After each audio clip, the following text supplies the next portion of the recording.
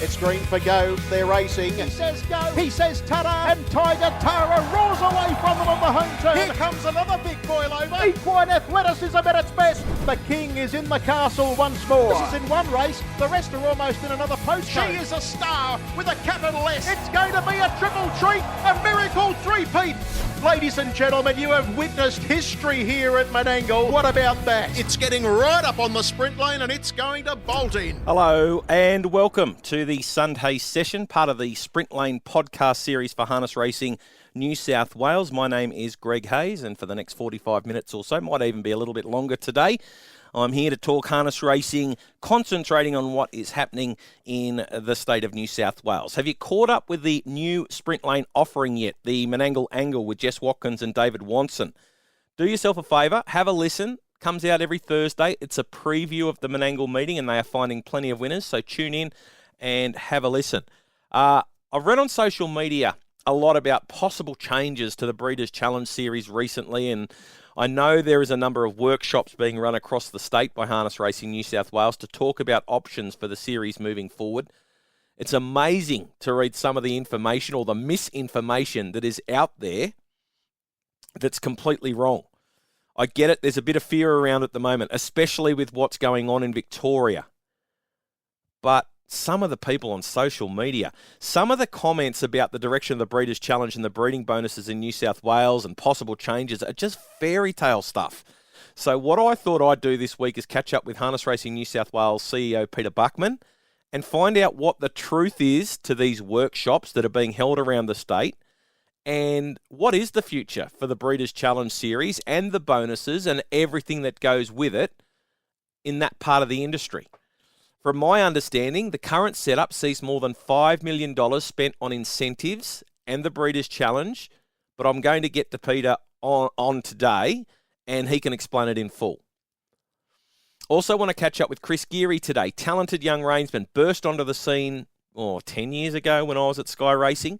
Was always happy to have a chat. One of those drivers that can produce an amazing drive from a hopeless situation. He's still only 25, 26. His partner, Ash Delosa, has been getting a lot of the headlines recently, especially after her Group 1 double. Now, Chris drove Lochiel to victory at Menangle on Saturday night, drove it a treat. It was one of 5 drives for Chris, and I thought it'd be timely to have a chat to him about the win and also the rise of Ash. Everyone listening would know that I'm a huge fan of fantasy sports, whether it's Supercoach in the Rugby League and AFL, the NFL, NBA, whatever's going, I love it. Gives people an interest in a game that normally they have no interest in. Of course, we've got fantasy harness racing again. We had it on the show. We're talking about it all the time, and I was a big supporter of that as well. And it's great news that fantasy harness racing is going to get even bigger in 2025. It's going national. Paul Cochrane's the man behind the idea in his role at Harness Racing New South Wales, and he's taken that idea a long way, and now there are going to be even more players from all parts of Australia. I thought it'd be really good to get Paul on today to have a chat about the expansion of fantasy harness racing and what changes we are going to see. Big show today. Plenty to get to. Of course, the Menangle Express is back. I review each of the races run at Menangle on the Saturday night. I tell you what I saw. Mr. T is back with another couple of tips for this week. He missed last week, which was the first time in a while, so he's back to try and right the ship. Big podcast. Plenty to get through. First guest today is going to be Peter Buckman, the CEO of Harness Racing New South Wales. Another successful Breeders' Challenge meeting last Saturday night with some very strong performances, both equine and human stars of the sport on show. Grant Dixon won both the 2- and 3-year-old finals for the boys. Ricky Alchin won the 2 Group 1 filly finals, with Ash Delosa picking herself up a Group 1 double as well. The Breeders' Challenge series, a really important pillar of the industry in New South Wales, and interesting to note, there are road shows being held across the state to discuss the series going forward. Peter Buckman is the CEO of Harness Racing New South Wales, and he joins me to have a chat. Hello, Pete. How are you? Good, Hazy. How are you, mate? Mate, really well. In the middle of some road shows across the state at the moment? Yes, that's right, Hazy. We're getting out and about, presenting a few concepts to industry. As you mentioned, quite a successful Breeders' Challenge series coming off the back of that, and taking the opportunity off the back of the strategic plan actions to present some concepts to industry so as to potentially improve and to leverage the Breeders' Challenge Series. So you have a couple of concepts that you're taking to the industry at the moment? That's right, Hazy. We're taking two concepts to industry at the moment. One is a centralised prize money model, and the other is a certificate model. And we're presenting those to industry, and have been doing so for the past week. We started off down in Wagga. I went to Bathurst, and prior to that, we engaged with our kindred bodies, and also some commercial breeding operations. So that consultation process is well underway. It's interesting. You always hear murmurs in the industry, and they're bringing in changes. They haven't spoken to anyone. That's not the case at all. This is about talking to the industry about possible changes and options that we've got. Absolutely, Hazy. So I think it's worthwhile to mention what the current model looks like. So at the moment, Harness Racing New South Wales allocates the best part of $5.7 million a year in all of our Breeders' Challenge and breeding subsidies. So our breeder scheme at the moment costs the best part of $3.7 million. When we add our True Blue and our Breed New South Wales scheme, that comes up to $5.7 million. Over the past 10 years, Harness Racing New South Wales has invested the best part of $45 million through our Breeders' Challenge series. And what we're, I suppose, interrogating at the moment is whether we've seen a return on investment on that $45 million. Are we getting the best outcome that we possibly can for that $45 million? And, if I take the past 10 years and extrapolate that over the next 10 years, are we going to see a demonstrable change if we continue with the status quo? So as you mentioned, we've got two concepts that we're taking forward. And what I've been saying in these roadshows is this is not a reverse engineering exercise. We have not come to an answer, hence the consultation process. We are out in industry. We are looking for feedback. We are looking for commentary on these concepts. These concepts that we've put together really refine the conversation and hone the conversation in and around these models. And so far, whilst we don't always agree on some elements of these concepts, the conversation in and around them has been fantastic, and really, really measured dialogue in and around it. So I'm quite pleased with how things are going at the moment. So let's have a look at these two concepts that are being discussed. Yeah, so as I mentioned, concept one is a centralised prize money model. So when we, as I previously mentioned, we distribute $5.7 million a year. So a centralised prize money means bringing all of those funds together and driving it into prize money. So at the moment, Harness Racing New South Wales puts on 300 two-year-old two-year-old races. The 3-year-old races are a little bit different because they're effectively integrated through the race product. So there's no real discrete 3-year-old race programming at the moment, although there's an attempt in that. And again, 4-year-olds are in the race populace also. So this centralised model looks to increase prize money into 2, 3-year-old and 4-year-old prize money. We'll take 500 races, and we will make those 500 races for New South Wales bred only horses. And for 2-year-olds, we will make a minimum prize money level of $17,500 for 140 of those 300 odd races. We'll then make 260 3-year-old races, a minimum prize money of $17,500, and take the remaining 100 races for 4-year-old at a minimum prize money of $14,000. In the proposal, we would also increase the Breeders' Challenge final to $250,000 and the Breeders' Blue final to $150,000. So that's what the split would look like. But as I've said in these roadshows, Hazy, we tend to focus on not what we're getting, but what we're not getting. And it's really, really important that wherever we arrive on our concepts, or whatever we ratify, I beg your pardon, going forward for the Breeders' Challenge, people are aware of what they're not going to get. So to execute that model, all certificates would be no longer. They get driven into prize money. Really simplified model, which is one of the pillars when we were conceptualising these that we're quite anchored to. The current model is, the policy is 16 pages long. In my opinion, 15 pages too many. So that's what we're looking to when we talk about a centralised prize money model.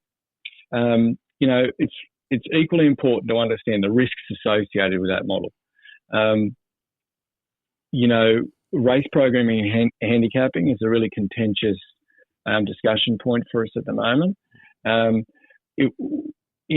In driving that model forward, we would require significant work to be done around race programming, handicapping, and the national rating system. We accept that, but we don't shy away from hard work, and we shouldn't allow that to necessarily guide us in our decision-making process. So basically, with the certificates gone, because the certificates were meant to boost the yearling sales and send yearling prices up because everyone had these certificates to spend. But I guess speaking to breeders are saying that that's not happening at the moment. Well, that's definitely been the feedback, and I think it's really important to understand that within the harness racing ecosystem, we're all equal. And what I mean by that is if you take one of our stakeholder group out, we fall down. If you take a trainer out of the ecosystem, we've got no one to train the horses, then, we're up the creek without a paddle. You take an owner away, similar. You take a breeder away, similar, and the driver, similar again. But from an economic perspective, the buyer or the owner is weighted significantly greater. And because the reason for that is because they price the market. And we can use any commodity. Let's say use an apple, for example. If the consumer believes the apple is delicious, healthy, easy to keep, it holds an intrinsic value.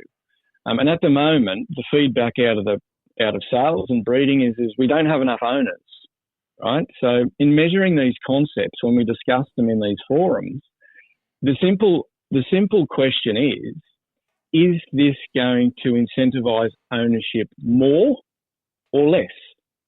And that's just the barometer, right? And let's look to likelihood as opposed to,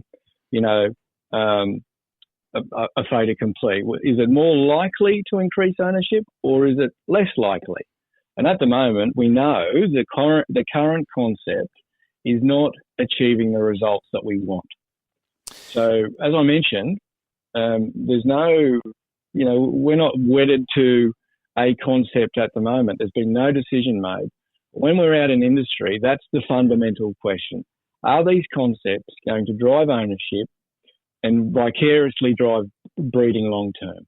Right? Because if you've got more owners in the market wanting the commodity, the breeding will occur. I should just quickly mention, Hazy, as I mentioned previously, it's important to understand what's off the table and what's on the table. So as to fund concept one, the Breed New South Wales scheme, whereby Harness Racing New South Wales introduced that scheme some 2 years ago, that on the certificate of service and then live foal, the breeder would receive effectively $1,250. That scheme also gets driven into the funding of concept one. So that entire $5.7 million, it gets pushed straight back into prize money, thus allowing that elevated prize money baseline. What about Concept 2? Concept 2 is a certificate-based model where we see the focus on 2- and 3-year-old only horses. It's a really simplified structure whereby a New South Wales bred horse on their first win as a 2-year-old would receive a $9,000 bonus. And then on their first win as a 3-year-old, they would receive another $9,000 bonus. However, this scheme would keep the Breed New South Wales scheme in place, receiving a $250 payment and a $1,000 payment on stallion service and also live foal. We would see a marginal increase into the Breeders' Challenge final prize money, and we would see a marginal increase on the True Blue final series as well. However, all other schemes would be wound up so as to fund those $9,000 bonuses. So, as the stark difference between Model 1 and Model 2 is the Breed New South Wales scheme stays in place. However, there is no increase in prize money. We would keep the baseline prize money at the same level, and these cash bonuses on Concept 2 would be, as I mentioned, a cash bonus, and they would be directed straight to the owner. So again, really simplified model, but no increase in prize money, really focused on certificates. These are obviously being discussed at the workshops. How is a decision going to be made in which direction the industry will go? As I said to our industry participants, while I've discussed these two models here, there's probably another two models alongside of it, which is simply the other model, you could say, is do nothing, which we discussed earlier. I suppose Model 4 is an iterated model. So based on the discussions that we're having on industry, if we can't, and I've said to industry, I'm not after approval, I'm after consensus. If we can't arrive where we need to on either of those models, then based on the feedback that we receive from industry, we may be working to an iterated model. Now, it may take a little longer for us to get there, but that's okay because we need to get it right. Because whatever we do going forward, if we are going to change it and go through the pain of changing it, or the potential pain to change it, there has to be a demonstrable positive outcome, right? So we have to get it right. And while I'm desirous to work through it and get it done sooner rather than later, I'm not going to push it through and not get it right. So we may end up with an iterated model predicated on feedback from industry, and that's okay. It may take a little longer, but as I keep saying, it has to be right. It has to be fit for purpose for our state industry. People don't have to panic if they didn't get to Wagga or Bathurst or can't get to Penrith or Newcastle for these workshops, because you, at some stage, will open up for written submissions? Yeah, that's right, Hazy. So we're due in Penrith this coming Monday, and then we're in Newcastle, and then I'll call for written submissions from industry. We will collate all of that information, and we'll allow our participants to send their submissions in and give them adequate lead time. I beg your pardon. And as I mentioned, we'll collate that information and I'll present that to the board by year's end, and we'll head into the new year with a pathway forward. And as I mentioned, if there's an iterated model that's working its way to the top, then that will require another industry consultation phase, because I don't want anyone to feel blindsided. I don't want anyone to wake up in the morning and think that I invested in the industry thinking that I was going to get something and it's no longer there. I don't tend to do business that way, and I'm not going to start. So this is a really transparent process. We're not going to blindside industry with such a significant reform in and around our Breeders' Challenge model, if it goes that way. Any changes, would they be immediate, or would it take time for them to come into life? So good question, Hazy. Because this reform or potential reform is quite significant, and people that are investing in our industry have an expectation, particularly around the Breeders' Challenge, is if we were to get consensus on either of these models, then the earliest we could probably look to start would be in 2026, and that would be the absolute earliest, predicated on the feedback and where we go. That may be a little longer, but I think we can work to 2026 in this instance. But again, can't stress enough, if we can't get it right, we won't be pulling the trigger until we get it right. So people this is your chance to have your say. There's obviously we've come to the fork in the road, you know, and you're willing to take, you know, consensus direction as to which way the industry wants to go.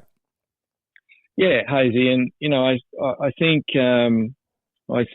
you know we see various scenarios playing out, you know, from a national perspective, and we all have our challenges, and you know, encouragingly, Harness Racing New South Wales is you know we're facing, you know, economic headwinds like every other business. We have a challenged wagering environment, but financially we're in a fantastic place. This is not an attempt to save money. This is, you know, I cannot stress that enough. There's, as I mentioned, we have 5.7 million that we're distributing already. That's not being cut. We're just talking about distributing it differently for a better outcome, or a potentially better outcome. You know, it's worth noting, Hazy, that, you know, we spend $5.7 million across our Breeders concept. That's Breeders Challenge and Breed New South Wales. We take in $450,000 in these futurity payments. The fund, the scheme is underfunded to the tune of $5.3 million. Mm. So this is not a cost-cutting measure. We're not, you know, I don't want anyone to think that's the case. This is a potential redistribution to get a superior outcome. And that'll be the crux of our conversations going forward. Sweating the asset, my team gets sick of me saying it, but we've got to make our dollar, stretch our dollar a little bit further to get better outcomes. Pete, thanks very much for joining us on the podcast this week to have a chat about it, because there has been some discussion about these road shows and the possible changes to the Breeders' Challenge in the industry. Good to get it from the horse's mouth as to what is actually going on. And we look forward to hearing more after the workshops have all been completed. Look forward to it, Hazy. Thank you very much for your time, mate.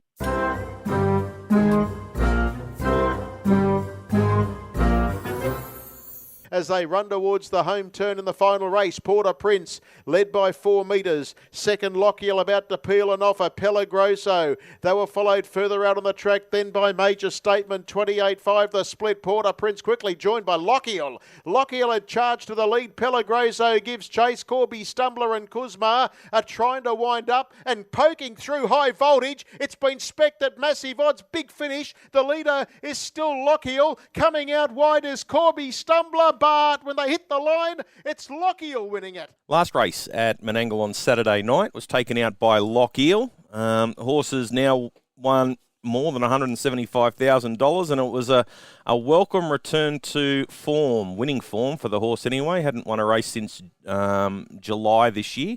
Chris Geary was the man who drove the horse, and he's joining me to have a chat. Hey, Chris, how are you? Good, thanks, Hazy. How you going? Mate, really well. Good to see Lochiel get back into the winners list on Saturday night. Yeah, he raced really well. Probably been, like you said, probably a little bit out of form for a while. You know, he tends to stick around that 80 grade there on a Saturday night, where some weeks it can be, you know, quite strong, especially through the carnivals and whatnot. But thought he found himself in a pretty suitable race last night, and got the job done. It was a real American type race, because they went into single file and they went, you know, Kerry Ann led up and went 27, 28-6, 28-5. So there was no chance for anyone to really get into the race. You got a nice tow along there. Yeah, it worked out really well.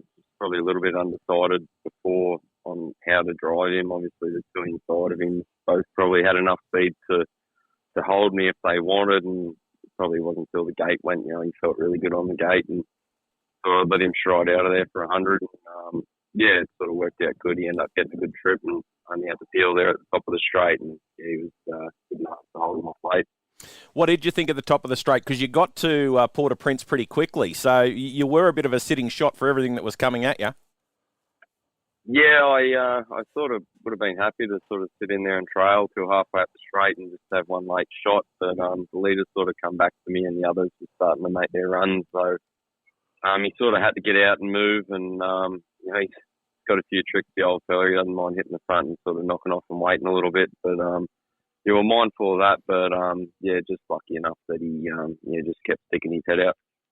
Mate, closing in on 50 wins for the season, and you know you're up over the 850 now for your career as well. People probably forget you seem like you've been around forever, but you're only 26, so been driving for the last 10 years or so. How are you finding it at the moment? Getting plenty of drives? Yeah, I feel like I've been around forever, Hazy. Yeah, but no, it's really good. You know, I've probably quietened down a lot the last few years and had a few different things outside of racing that sort of slowed me down a bit, and just sort of took a step back and just sort of wanted to enjoy life a little more than, you know, probably don't do as much travelling and that for the races as what I once did. And obviously now Ash is up and driving and going really well, so pretty happy to see her go out and do well and just take a bit of a back seat in that front and, you know, just potter around with things at home. So, but, you know, all in all, really, really happy still. You know, I still get a lot of great support from, you know, a lot of great trainers and owners, and, people still willing to back me. So, yeah, it's always nice. Mate, I wanted to have a chat about Ash and how that rise for her has been. You know, being the partner and watching from the sidelines and being a driver yourself, how have you found it? Because she's gone from, you know, base level to top level really quickly. Yeah, it's been pretty amazing, Hazy. She's done a great job. Works really, really hard. Long days, not afraid to travel. Really proud of, you know, all the effort that she's put into, you know, to sort of reach this stage, and, you know, to get a couple of Group 1s the other night was awesome to see. And, just how far she's come. I know when I first met her, she'd never sat behind a horse before. And, I was probably, when she said she wanted to give it a go, I was probably a little bit hesitant, but, as most people would be in that sort of situation. But, you know, she was pretty natural. She never had any fear or anything. And, everything seemed to come pretty quickly to her. And, you know, the horses run for her. She's only little and light, but she's got really good hands and, you know, great understanding of horses and, their different mannerisms. And I think, she gets on really well with them. So, really pleased for her. So you guys working a team together sort of thing?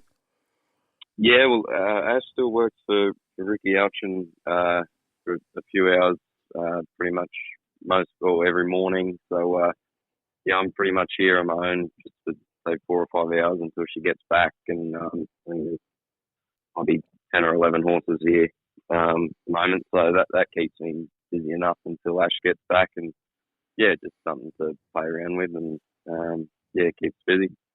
Mate, Foxy Data ran last night, ran second behind First Class and didn't do a bad job. Again, a horse that you've had a little bit of success on previously as well.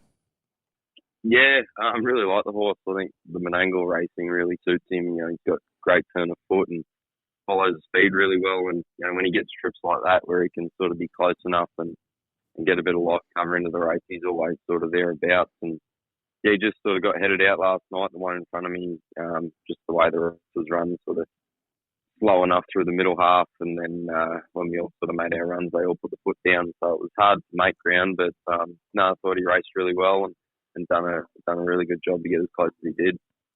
You mentioned you don't do too much travelling. You're off to Newcastle on Monday. You're up there driving for a couple of different stables, obviously making the trip, you know, getting up there for a reason. I see you've got a few drives for Steve Ferrugia.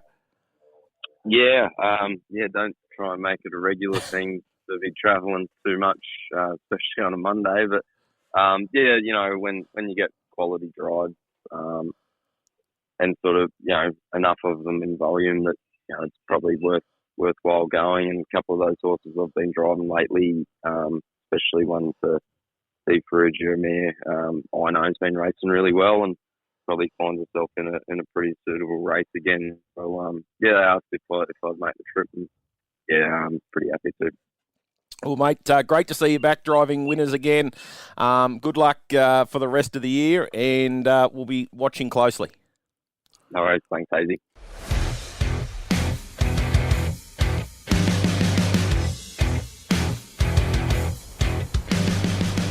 Fantasy harness racing is returning in an expanded national format featuring every state in 2025. This is so exciting. I love my fantasy sports, and the man to tell us all about it is Paul Cochrane from Harness Racing New South Wales. Hey, mate, how are you? Good, Hazy. You love your fantasy harness racing too, I'm aware. Yes, I finished inside the top 100 this year. I'm pretty proud of that. You did. Well, that's two of us. Only one of us is eligible, though, so congratulations. So, mate, it's going to be even bigger in 2025.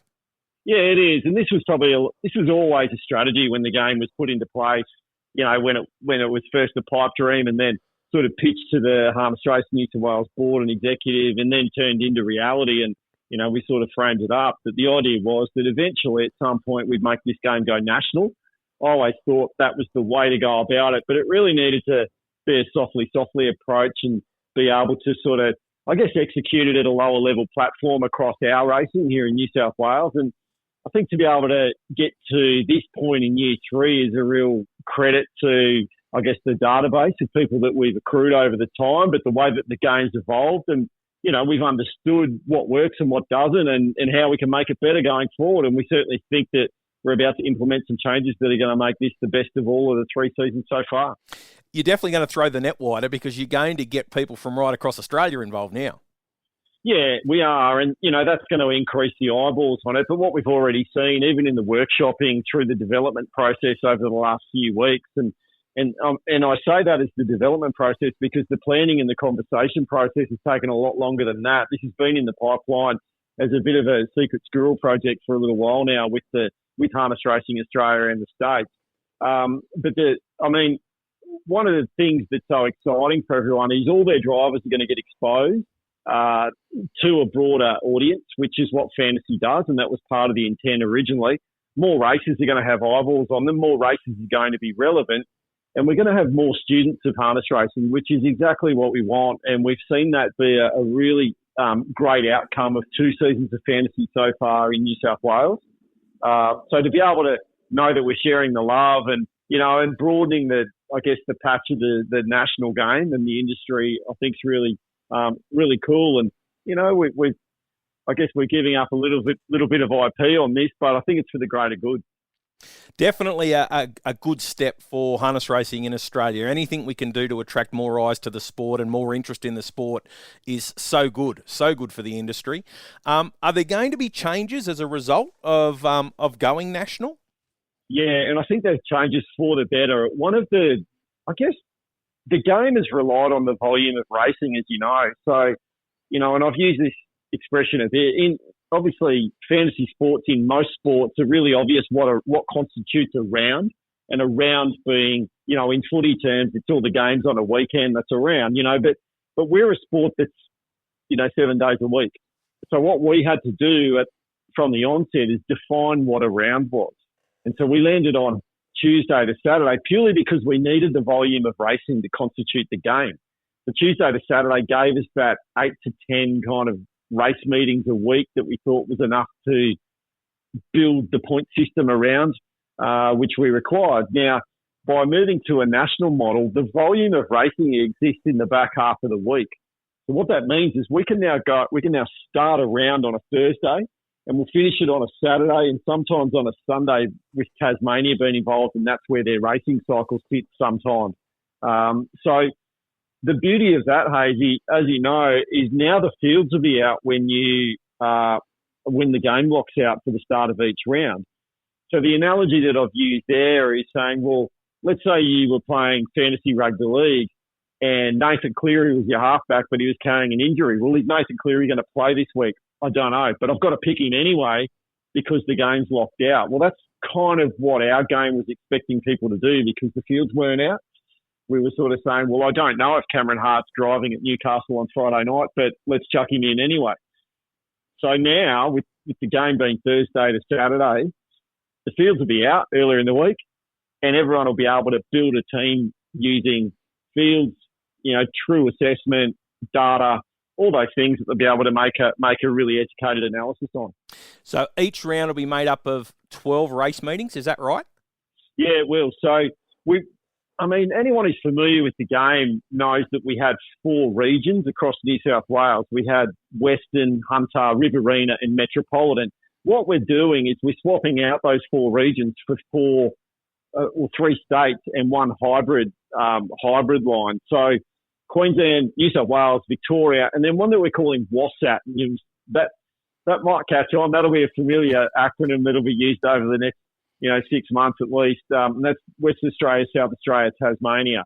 So each of those three states plus WASAT will have 3 race meetings per round, which constitutes the 12. So three in Queensland, which is traditionally your 2 Albion Parks and a Redcliffe. And then you have, for New South Wales, it'll primarily be Penrith on a Thursday, Newcastle on a Friday, Menangle on a Saturday, Milton on a Saturday night in Victoria, and then a few of the other sort of tracks around the place, the Ballarats, the Bendigos, the Sheppartons, those kind of tracks. And then in Western Australia, every Friday night at Gloucester Park. That's locked in for 25 weeks. Tasmania, it's a mixture of Hobart and Launceston, and it's primarily Globe Derby in South Australia. So, there's a formula and a regularity, and ideally a habit will be formed for people. They'll know when races are on, which is not something that we could, hand on heart say was the case in the previous iteration of the game. So I think that's good for the user experience. And you're going to have to, again, you'll pick the same number of drivers on each of those lines as you normally did. So it's not a complete change up, but it is a swap out or a refit on the previous model. It does become very similar to a NRL or an AFL where your round lasts, Thursday till Sunday. So, you really concentrate and you work out who your drivers are that are going to have the good drives in that time. I think it's a real winner. Yeah. Oh, and so do we. I mean, I guess for us, what it means is we're not featuring Bathurst on a Wednesday night or Tuesday afternoon at Menangle, which are, 2 of our premier race meetings, or that Friday afternoon at Wagga. They're the race meetings that miss out, and then some of those other country tracks that we had going through season 2, where we had Tamworth and we had racetracks like Parks, Junee, those type of tracks that we're featuring. So they're not. Then that's the territory that we give up by this change of direction. But there'll be the same number of drivers in the game. There's more than 230 drivers that have been allocated prices already and allocated to regions. All the fresh photos and profiles have all been built. The platform's well underway. New rebrand under the Harness Racing Australia colours. It's a fresh look, but a very familiar game with new drivers, same point system, same scope of double and triple points. There'll be more of those, given how many group races will go across the country in the 25 weeks that the game will run. So there'll be a lot of variables, a lot of opportunity to, I guess, change it up. It was a little bit I think the data tells us last season in season 2, Cameron Hart was pretty much almost everyone's captain for most of the year. Mm. And that tells us that people made Cameron Hart captain in week 1 and didn't change it. And nor should they have, because Cameron dominated the whole season. Well, this time it's going to be, is it a Nathan Dawson or a Pete McMullen up in Queensland? Is it James Herbertson or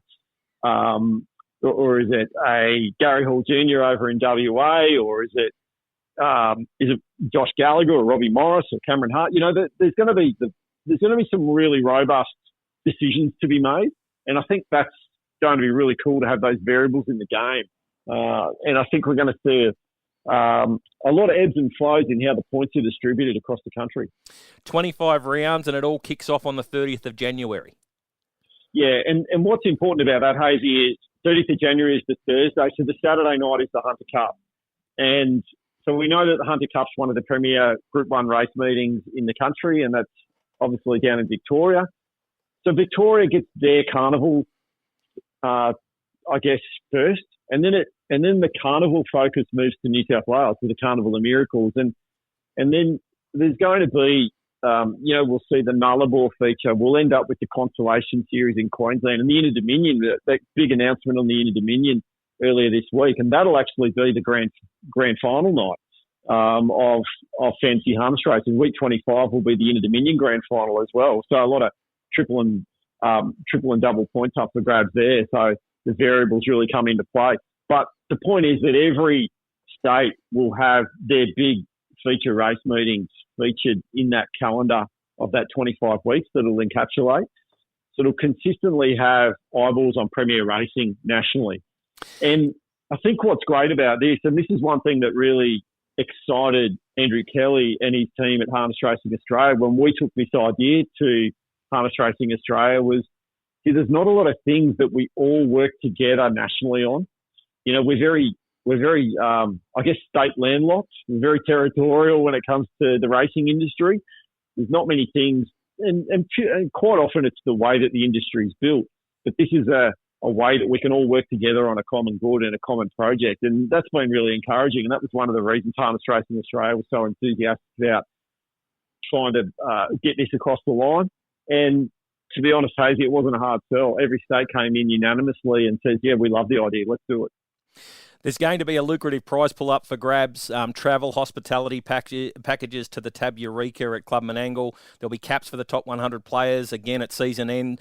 And registrations for Season 3 will commence in early December. You can pre-register to be alerted when the sign-up window opens by entering your details in at www.fantasyharnessracing.com. So I would tell everyone listening, go out, do that to make sure you're told when you can get in there and register your team. Yeah, absolutely. Because one of the things that has actually reared its head across the first two seasons is a tiebreaker. We've actually had a handful of times where, say, the leading team for the week has been tied with somebody else. Well, the tiebreaker is who registered first. So get in quick. The minute it opens, get in quick and register your team because, and that rule's in place also as a way of trying to incentivise people to get in quick and register your team. And that's a common rule across fantasy sports. You know, it's not something that's unique to the harness racing game. But yeah, so that by pre-registering, that's going to give you the chance to get in as soon as it opens. And just waiting on that hard and fast time frame from the developer, but that is looking like first week, midweek of December. That's going to give us a good 6 or 7 weeks before the start of the game in order to try and get as many people subscribed as possible because, you know, you don't want to miss out on round one points. If you want to play it for the journey, you may as well make sure you get the points in round one. So getting quick and pre-registering is the best way to do that. Mate, very exciting. Speaking of exciting, Young coming up, the Carnival of Cups, the second leg for the season. Really looking forward to that one. It's going to be a great field, and you've got some amazing bands. You just keep going better and better every time. You're a very busy man. Yeah, this is going to be a great one, isn't it? I know that from a production perspective, this is going to be the biggest and the best that we've done so far in Young. There's a lot more lights, a bigger stage. It's going to be a real spectacle, this one. I went and saw Shepherd a few weeks ago when they were in Sydney just to get a feel for what that set looks like. And it's very high energy. It appeals to a broad demographic and across age groups. It's going to be really, I guess, kid-friendly if people are considering whether it's the right fit to bring their kids to. The band really does appeal to that younger demographic as well. High-energy show. And then if you're a little bit older like myself and the baby animals are more your scene. I tell you what, as you know, Hazel, we had them in Goulburn. They put on an absolute cracking show in Goulburn. So we couldn't wait to get them back. And now we're going to see them at night. We had them at daytime in Goulburn back in April. So now we're going to get them at night with the lights, and it's going to be a big high energy rock show. That and Chocolate Starfish as well, who are one of the most entertaining and captivating, have one of the most entertaining, captivating frontmen in Australian music, who just will not take no for an answer if anyone wants to stand back. He will make sure that everyone's up and about and having the time of their lives. So it's going to be a big show, a really big show.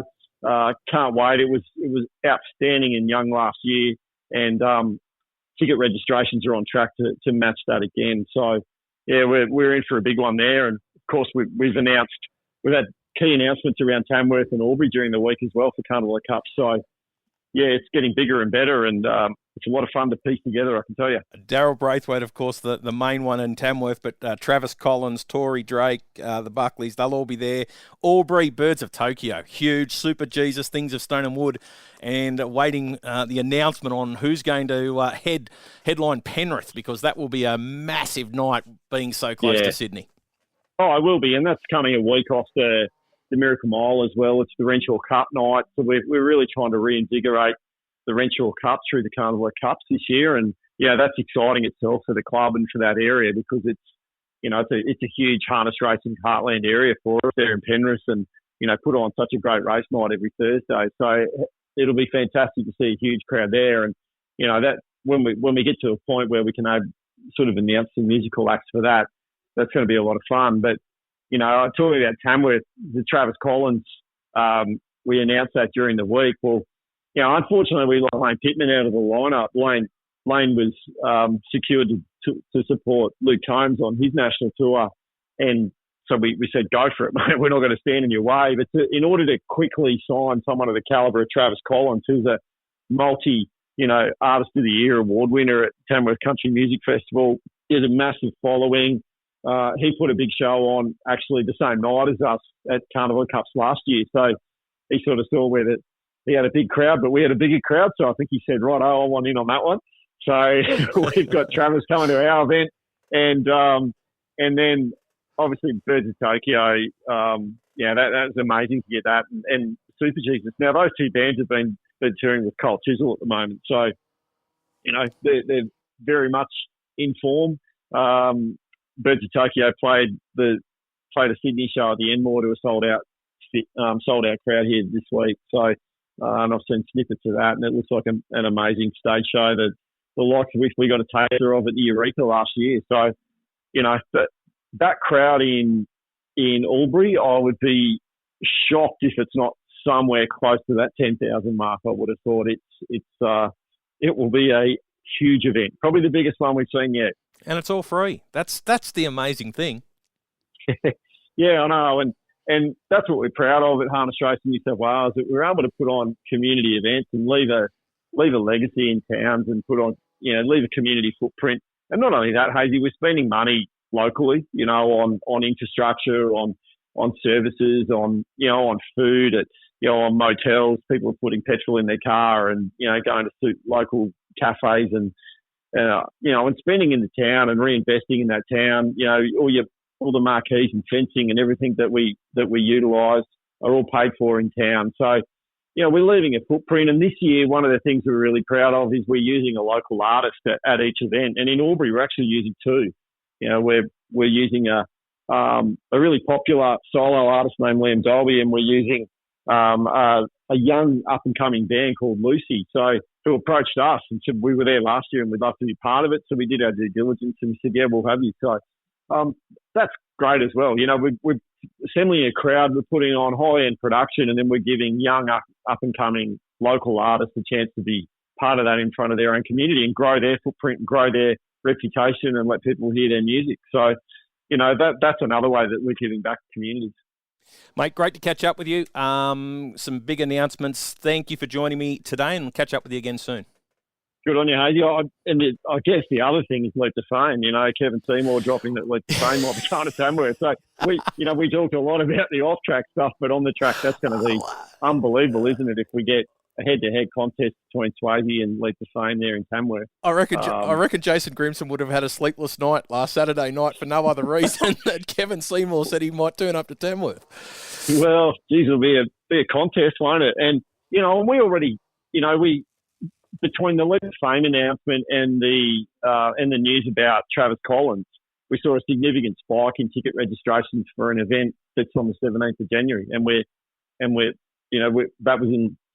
just on to the start of November. So, we're still a couple of months away from that event, and we saw a significant ticket spike on the chance that we might see the two best horses in the Southern Hemisphere, plus one of the highest, most popular country artists with Daryl Braithwaite on the same stage.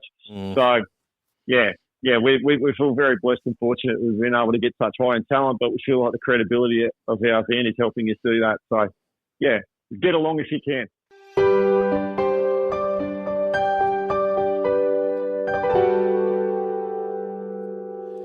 is time for the Menangle Express, and that's where I go through every race on the program and tell you what I saw and see if we can find a winner or two into the future. Race 1, fave here, Where You Been Boppin' at 2:25. Speed early from Where You Been Boppin' and Pete Said So, with Where You Been Boppin' crossing to lead. So on the pegs, Where You Been Boppin', Pete Said So, line up Terry, running line Star Major, Gordon's Bay, Arden's Ace, Mac Da Vinci, Magician. First quarter 26.3, and as soon as they went into the back straight, Magician took off 3 wide, and Arden's Ace jumped out in front of it, so it effectively wanted to get second over and sit on the back of Magician. 29.3 second quarter, 28.5 around the side. No moves until they turned when the field fanned on the home turn. Terry was looking to get clear and had to ease from the inside to the outside. Where You Been Boppin' was collared pretty early turning into the straight. Magician hit the front. Arden's Ace made a short dash at the leader. Star Major started to get home okay, and Terry got wide and started to really motor. Pete Said So had nowhere to go, looked to have something to offer. As they hit the line, Star Major got there narrowly from Terry, who was really good late. Arden's Ace was third. Follow Terry, needs luck in his races, but he's going well. Magician should be improved by that run, I would have thought. Don't know with Where You Been Bopping. Beaten very early in the straight. Look, I've been one of his biggest supporters, but he can't find an easy kill at the moment.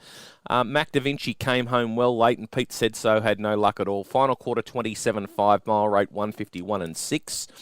Race number 2, fave was Anything Goes at 3.50. Speed early from I Break the Line and Colonia Courage, with I Break the Line holding the lead, but there was enough speed for Colonia Courage to drop in behind. They went into single file. I Break the Line, Colonia Courage, Anything Goes, Unfazed, Uga Chaka, Joni and Jillaby Nitro double act. 27.3 first quarter. As they got to the 1,000, Unfazed came off the inside, and everything except double act followed into the running line, with double act scooting through to be 4 pegs. 29.5 second quarter. No moves again until the straight. 27.6 third quarter, although Nathan Zurab might have a sore neck with the amount of looks he was having to his outside. In saying that, as soon as he got to the top of the straight, he kicked away on I Break the Line. Colonia Courage had enough room to come out for a clear crack, and the rest of the runners fanned. Everything got clear running in this race. I Break the Line was just too slick. 27.6 final quarter, mile rate of 152. Really good drive by Zurab. Colonia Courage, second, continues its good form. Jillaby Nitro, best of the run on horses, flashing home for third. It's ready to win again. Everything else had its chance. Clearly Unfazed, likes to be saved up for one dash at them. Race number 3, 2 equal favourites here. The Real McCoy and Speculating, both at 3.20. They were the 2 horses fastest off the gate, with the Real McCoy down to lead. They did go into single file. So Real McCoy, Speculating, Our Uncle Jim, Ideal Marquez, Cash and Bling, First Class, Foxy Dada, American Hammer, Ryan's Gangster. 27.2 first quarter. As they swung into the back straight, the running line started, but it all started from the tail of the field. So Ryan's Gangster came out, which got Foxy Data out, which got First Class out, which got Ideal Marquez out. 29.7 second quarter, no moves around the side. 28.7 third quarter. As they swung for home, they fanned. There was room for Speculating between the Real McCoy and Ideal Marquez, but the gap was moving faster than the horse. Our Uncle Jim ran into a pocket, nowhere to go. Cash and Bling ducked back to the inside as the Real McCoy rolled off under pressure. First Class and Foxy Data came down the middle, and it was First Class getting the narrow victory. Good drive by Morris. Foxy Data, good in second. 27.4 up the straight, mile rate 153. Ideal Marquez lacks that early speed, came out to lead up the running line. Her effort under the circumstances was good, but she's obviously got limitations. American Hammer, good late. Our Uncle Jim, no luck, and is racing well. Speculating and the Real McCoy both had their chance. Race 4, the Trot over the 2300, and the Locomotive was the $1.80 favourite. Speed early from Sunny G, Toro Stride and the Locomotive, with the Locomotive working across to the lead. On the pegs, it was the Locomotive, Toro Stride, Sunny G, Vic Sun, Affair to Cover. Off the pegs, you had London to a Brick and Speedy Lover. 49.9 lead time. That's pretty good going for the Trotters. As they swung out of the straight, Affair to Cover came off the inside and sat third over.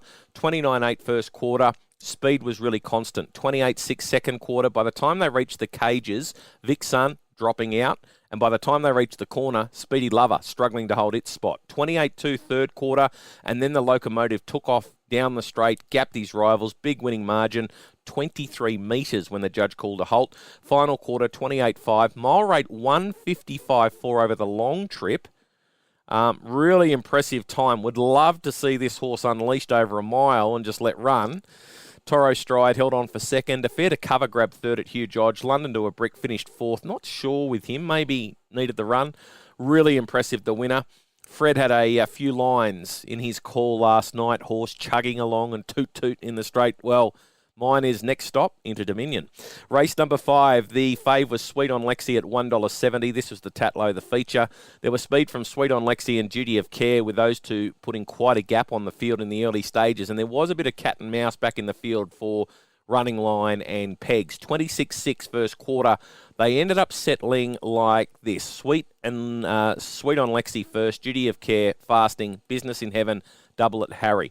Running Line was Go Without, He's a Malteser, and Casbar, with Red Sapphire well out the back after galloping in the score up and missing it hopelessly. 29.5 for the second quarter, and you could see the speed pick up noticeably, with that third quarter being 27.4. He's a Malteser loomed out of the 1-1-3 wide as they swung, but Sweet on Lexi took off. Duty of Care stuck with it. Fave punters would have been a little bit worried, but underdriving Sweet on Lexi too good. Final quarter 27.3, 150.8 the mile rate. Beaten 22 metres last week in 150 flat in the Breeders' Challenge. Amazing what racing on the pegs without a horse annoying it can do for that horse. Duty of Care beat home Sweet on Lexi last week, ran another cracker this week, only won the one race. You'd have to think if it stays sound, it's going to be winning plenty more. Don't mind Duty of Care. Double at Harry got home well for third, and it was the best of the rest, some 15 metres behind the winner. Race number 6, the fave was Geordie at $3.60. Speed from Tishan Raider, Diamond Eclipse. Tishan Raider held, so on the pegs, Tishan Raider, Captain Richie, Shades of Heaven, and We Own a Survivor. Running line was Argent Peak, who was caught out 3 wide and progressed forward. Diamond Eclipse, Rock and Roll Gig, Stir Me Up Geordie. 27.3 for the first quarter, and the speed backed off to 29.7 in the second. As they got to the cages, Dave Morris on Tishan Raider took off. He did a seat and shuffle, and he set up a huge lead. Now, the Death Seat horse was gone. That was Argent Peak. Captain Richie had to be driven along to go out after the tearaway leader. Diamond Eclipse was forced out 3 wide to get around Argent Peak. 27.7 around the side, and Tishan Raider had a huge lead turning into the straight. Gallagher on Geordie went back to the inside to try and find a gap, with plenty of horses stalling, trying to chase out after the leader.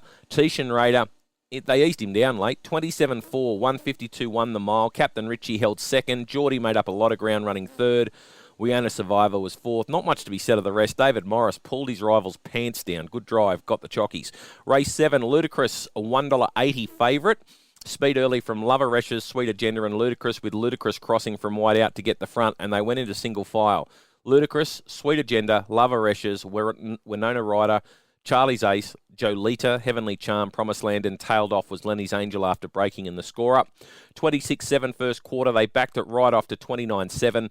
At the 800-metre mark, Heavenly Charm took off from near last. Promised Land got straight onto its back for a cart-up, with Jolita joining the running line as well.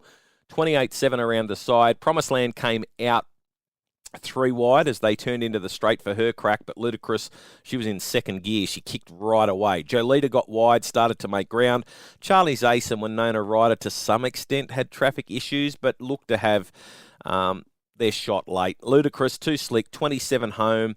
Mile rate 152.1. Jolita, really good late. She looks ready to win one. Promised Land third. She wanted to throw a head around at the tail of the field, but switched on once they put her into the race on the back of Heavenly Charm. Lover Reshes tried hard. Sweet Agenda, she had her chance. Race 8, the fave was Corby Stumbler at $2.30. Speed early from Pelagroso, Lochiel, Port au Prince. Port au Prince found the front. They went into Indian file, so it was Port au Prince, Lochiel, Pelagroso, High Voltage, Major Statement, Corby Stumbler, Desiderio, Kuzma, Rio de Janeiro Blue. 27 for the first quarter. And this was I said it to the Chris Geary in the interview. It was run like an American race. Speed on throughout, and everyone stuck to the pegs. Second quarter, 28.6. Nothing had moved by the time they got to the 500. Major Statement came off and started the running line. Corby Stumbler followed, 28.5 around the side. Port Prince was gone, turning for home. Lochiel was the first to challenge. Pelagroso got out 3 bikes wide in the straight. Major Statement, Corby Stumbler was wider. High Voltage ducked back to the inside to make ground. Lochiel continued to fight them off, and despite some late lunging from the opposition, it proved too strong. Corby Stumbler flashed home hard for second out wide and grabbed Major Statement. It ran third. High Voltage just missed the place. Kuzma did its best work late down the outside. 28.5 up the straight for a 152.6 mile rate. Best win of the night, 2 options, Locomotive and Ludicrous. I'll go with the Locomotive because he was so dominant. He won by that really big margin. Ludicrous deserved that win too, but the Locomotive might have been making a statement, I think. Best beaten effort of the night. A few options here. I'll go, you got Geordie, you got Duty of Care, you got Our Uncle Jim. It had no luck. Jillaby Nitro. But Terry in the first had to go from inside to out, rattled home to just miss, and it's racing well. So best beaten effort of the night was Terry. And best driver of the night, look, he led throughout, but I think David Morris on Tishan Rated deserves a bit of credit for his drive. Took off at the cages, made everything else chase, and in the end, it was the winning move. So drive of the night goes to David Morris. Winner, winner, chicken dinner. Winning. Hey, that's pretty good. Winner! That was legitness. To that I say, all right. Wow, winning. Bam! Just like that. That's all there is to it, Dustin. That's all there is to it. A winner! Just like that. And the winner is... Ooh, neither of us. Tough week for Mr. T and I. We both missed with our 2 tips last week. Mr. T still well in front. He has plus $94. I'm minus 25, so I need to pull my finger out. Mr. T has 2 at Bathurst on Wednesday. Race 2, number 5, Rock and Roll Raider for Nathan Jack and Amanda Turnbull. Won a heat of the Canola Cup and then ran 5th in the final. One last start at West Wyalong. Mr. T thinks it'll take some beating in race 2 this week.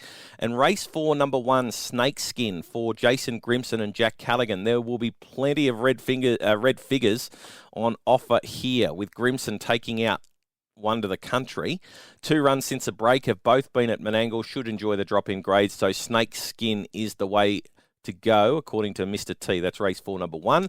My 2. Now, it's Melbourne Cup Day on Tuesday, so can't go to Menangle. I'll go Wagga on Tuesday night. Race 3, number 2, Dashing. Son of Frith started his career with the McCarthy stable, now with Bruce Harpley. Started favourite last start, finished 3rd, but was only narrowly beaten. In terms of the rating system, back in class, and does look hard to beat. So I'll go race 3, number 2, Dashing. And at the same program, race 4, number 4, Kiyang Omar. Has been very consistent of late, running respectable times as well, beaten just over a metre last start when it sat behind the leader. Came around the leader's cart turning for home and just couldn't reel in Nahan Bay, but the run was good.